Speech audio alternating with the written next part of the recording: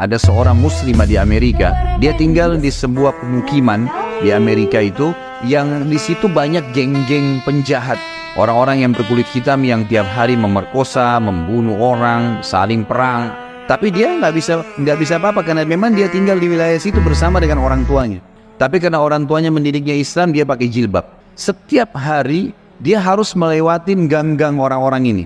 Jadi dia berusaha supaya tiba di rumah sebelum terbenam matahari. Karena kalau sudah malam, sudah gelap, udah kumpul tuh geng-geng semua di situ. Ringkas cerita adalah, cerita kisah nyatanya, muslimah ini pulang dari kampusnya agak malam pada satu hari. Sudah gelap, dia nggak punya pilihan. Harus melewatin gang-gang yang penuh dengan orang-orang jahat ini. Dia bilang, saya waktu mau lewatin gang itu menuju ke apartemen saya, rumah susun orang tua saya, ada satu perempuan di depan saya kelihatannya bukan muslimah, tidak tutup aurat, lagi lewat juga di gang situ.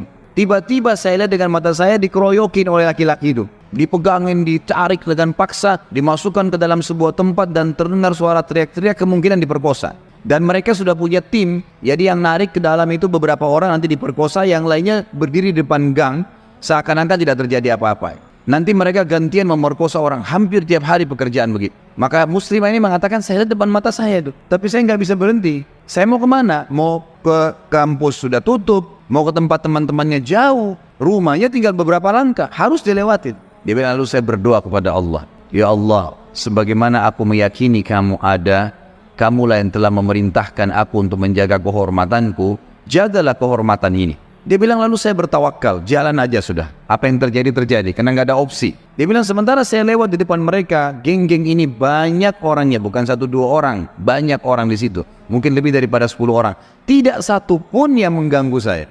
Nggak satu pun mengganggu saya. Dan waktu saya lewat, mereka pada buang muka. Orang-orang ini pada buang muka. Saya jalan sampai melewatin gang itu. Kebetulan rumah orang tua saya berhadapan dengan kantor polisi. Lalu saya datang kantor polisi itu, lalu saya berkata, tadi ada kejadian begini, ada perempuan diperkosa di sebelah sana. Polisi pun akhirnya menerima laporan tersebut, lalu memeriksa, kena dekat, betul terbukti ditangkap, masih ada perempuan tadi dan memang diperkosa. Akhirnya ditangkap semua di penjahat-penjahat ini. Sementara ditangkap, dia bilang, waktu masuk di kantor polisi, mereka tahu saya yang lapor. Tapi mereka setiap lihat saya pasti buang muka. Kayak orang, bukan buang muka karena marah ya. Kayak orang yang ketakutan melihat saya, dia bilang. Sampai masuk di penjara semua. Sudah terungkap masalah itu, dia bilang, saya penasaran. Saya bilang sama polisi setelah itu, bisa nggak saya sebelum pulang, saya mau temuin penjahat-penjahat itu. Kata polisi, silahkan. Datang ke sana, dikawal, dia datang, dia tanya. Waktu dia bilang, saya masuk ke penjara, semuanya pada tunduk, gak ada yang berani lihat saya.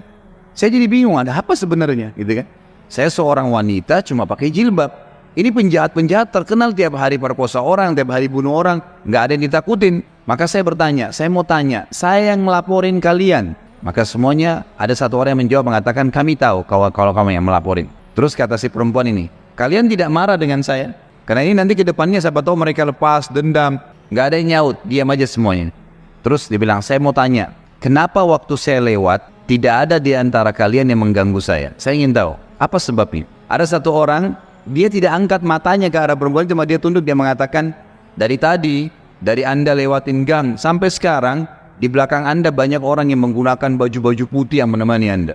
Dan badannya besar-besar, kami takut. Perempuan ini bilang, saya tiba-tiba gemetar, hampir jatuh. Kaget dengan informasi itu. Tapi itu kisah nyata, gitu kan? Kisah nyata.